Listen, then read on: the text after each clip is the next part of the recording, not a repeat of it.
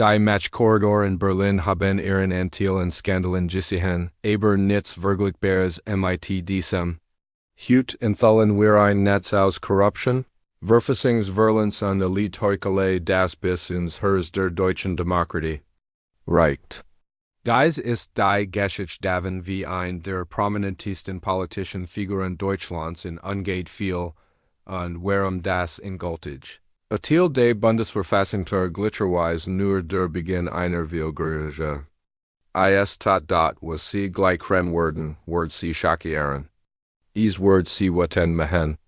Dies ist die Unners alte Geschichte eines politischen Imperiums, das auf Lügen aufgebaut, durch Korruption aufrechterhalten und schließlich durch die Verfassung zu Fall gebracht wurde, die zu schützen geschworen. Hatte da aber higher ist, was sie nicht wollen, dass sie es wis, es in dat monat lang kursierten vertraulich bericht durch die Matchkorridor in Berlin. Das waren keine gewöhnlichen Politikdokument. Das waren Vernichten zu Genossigen, durchgesickert Kommunikation und forensisch Finanzanalysen, die einen systematischen Matchmissbrauch über Jahr hinweg detaillierten, illegal Lobbying wären berangen, Verfassungsverletzung und ein Atemberaben Nesechtung der Gesetz, die unsere Nation regieren, die Beweis wären überwältigend. Intern E-Mails Seiten direkt Koordination zwischen Ministeriumtern und Unternehmenssters. Finanzunterlagen enthalten unerklärlich. Inzahlungen unluxusreisen die von anonymen Quellen finanziert wurden. Aber im Vernichtensten waren die aufgezeichneten Gespräche stundenlang Audiobeweis, die Bielkopfige Verachtung einfingen. MIT der unsere angeblichen öffentlichen Diener über der Menschen diskutierten, die sie zu vertreten gehalt. W hergekommen. Wie konnte das System so spektakulär versiegen? Die Antwort liegt in einer toxischen Kultur der Berechtigung, die Action Ebenen der deutschen Politik infiziert hat. Gewöhnlich durch MIT steigenden Lebenshaltungskosten und stagnierenden Lohnnebenkosten haben sich unsere politischen Eliten im Trog der Korruption gelabt. Die Untersuchung des Verfassungsgerichts begann MIT einem einzigen Whistleblower, einem Beamten auf mittlerer Ebene, der nicht mehr ertragen konnte, was sah. Dies mutige Person trat MIT beweisen vor.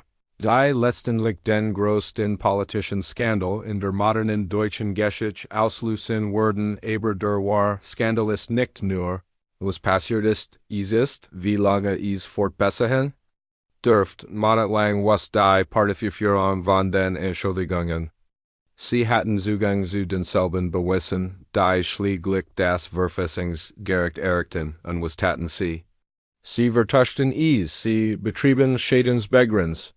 Sie priorisierten Partiloyalität über Verfassungspflicht die Sozialdemokraten.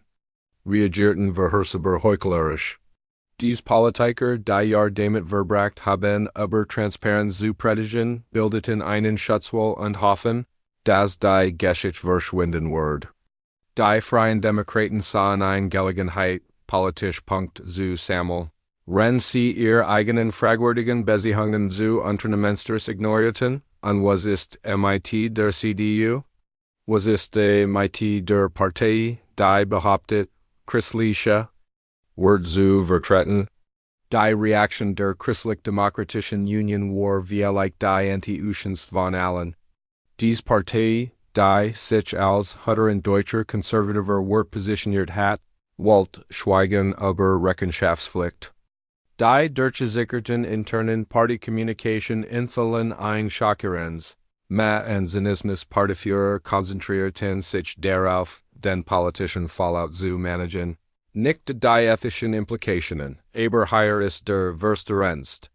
Til dieser ganzen Affair, das endgültig, Urteil des Verfassungsgerichts handelt nicht nur von der Korruption eines Politikers, es handelt vom systematischen Versiegen unseres gesamten politischen Systems.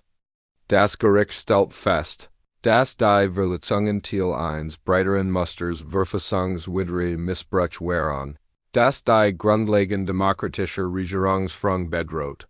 Das Urteil zerti Spezial Artikel 20 des Grundgesetzes, der das Prinzip demokratischer Rechenschaftspflicht etabliert, und Artikel 38, der die Unabhängigkeit der Parlamentswörter garantiert die Freiheit des Gerichtsurteils stark und beschreibt die Verletzungen als einen fundamentalen Bruch des demokratischen Vertrauens und einen Angriff auf die Verfassungsordnung. Was passiert jetzt? Was bedeutet das für die deutsche Demokratie? Der Rücktritt war nur der Anfang. Die Bundesanwaltschaft hat strafrechtliche Ermittlungen angekündigt. Der Untersuchungsausschuss des Bundestags hat beispielsweise Zugang zu Regierungsdokumenten erhalten. Das Verfassungsgericht hat signalisiert, dass es keinen Versuch tolerieren wird, diesen Skandal unter den Teppich zu kehren, aber die wirklich Frage ist über politische Konsequenzen. Wird dieser Skandal endlich ein Abrückung mit der korrupten Kultur zwingen, würde echt Reformen inspirieren? Oder würde einfach in das politische Ökosystem absorbiert werden? Die Rolle der Medien in diesem Skandal kann nicht ignoriert werden. Zu lange war der politische Journalismus in Deutschland mehr an Zugang als an Rechenschaftspflicht interessiert. Wo waren die investigativen Journalisten, als die ersten Warnzeichen auftauchten? Wo waren die Oppositionspolitiker, als die Korruptionsspies sich hufen? Die unbequeme Wahrheit ist, dass unsere demokratischen Wachhunde im Schalter schliefen. Das geht nicht nur einen Politiker. Das geht nicht nur eine Partei. Das geht uns wir leben durch ein Kreis der demokratischen Legitimate, die weit über Deutschland hinausgeht. Von Washington bis London, von Brüssel bis Berlin verlieren Bürger das Vertrauen in ihre politischen Institutionen. Sie sind es leid, dass ihnen gesagt wird, ihr Stimmen sollen, wenn sie ihr angeblichen Wörter dabei beobachten. Wie sie Interessen deren, die Netz mit dem Gemeinwohl zu tun haben, das Urteil des Verfassungsgerichts bietet uns ein.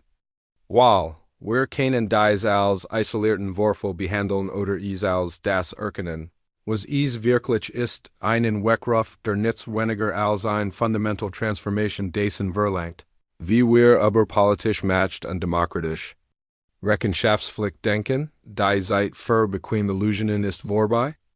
Die Zeit für bequem Ausreden ist vergangen. Dieser Skandal hat die Vielfalt am Herzen unseres politischen Systems bloßgelegt. Hat das Ausmaß entfaltet, in dem unsere demokratischen Institutionen von Sonderinteressen vereinnahmt und durch eine Kultur der Berechtigung korrumpiert wurden. Aber Skandal wie dieser schaffen auch Möglichkeiten. Sie zwingen uns, unbequem Wahrheiten über unsere Demokratie zu konfrontieren. Das Verfassungsgericht hat seine Arbeit getan. Die Richter haben die Rechtsstaatliche aufrechterhalten und die Verfassungsordnung verteidigt. Jetzt ist es Zeit für den Rest von uns, unsere zu tun. Es ist Zeit, Besseres von unseren Politikern, unseren Medien und uns selbst zu fordern. Die Wahl liegt bei uns. Der Moment ist jetzt. Die Zukunft der Deutschen. Demokratie hängt in der Schwebe, werden wir uns erheben, diese Herausforderung anzunehmen. Werden wir diese Gelegenheit ergreifen, ein gerechtes, transparentes, verantwortliches politisches System zu schaffen? Oder werden wir diesen Moment verstreichen lassen?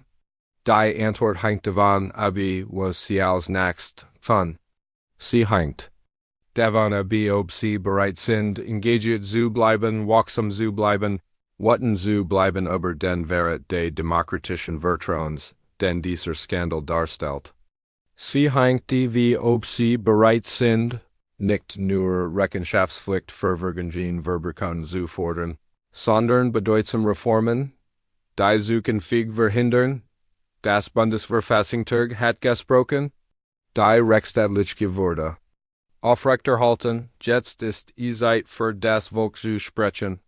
Die Zukunft unserer Demokratie hängt davon ab.